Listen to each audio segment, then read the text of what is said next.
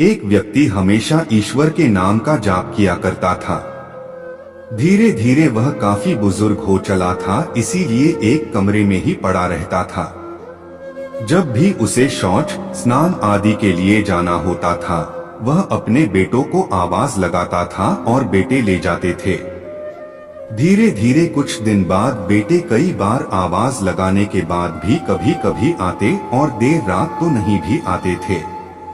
इस दौरान वे कभी कभी गंदे बिस्तर पर ही रात बिता दिया करते थे। अब और ज्यादा बुढ़ापा होने के कारण उन्हें कम दिखाई देने लगा था। एक दिन रात को निवृत्त होने के लिए जैसे ही उन्होंने आवाज लगाई, तुरंत एक लड़का आता है और बड़े ही कोमल स्पर्श के साथ उनको निवृत्त करवाकर बिस्तर पर लेटा जाता है।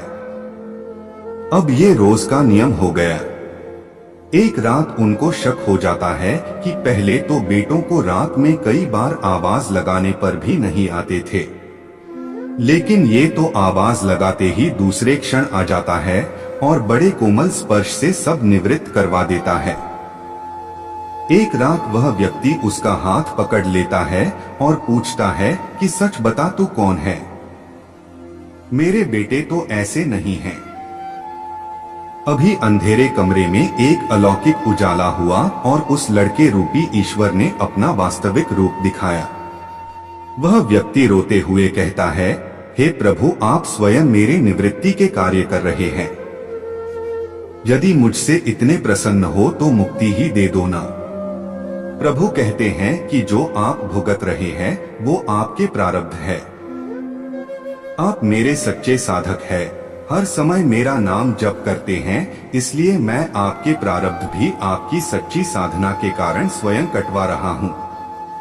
व्यक्ति कहता है कि क्या मेरे प्रारब्ध आपकी कृपा से भी बड़े हैं? क्या आपकी कृपा मेरे प्रारब्ध नहीं काट सकती है? प्रभु कहते हैं कि मेरी कृपा सर्वोपरि है, ये अवश्य आपके प्रारब्ध काट सकती है, लेकिन फिर अगले जन्म में आपको ये प्रारब्ध भुगतने फिर से आना होगा। यही कर्म नियम है।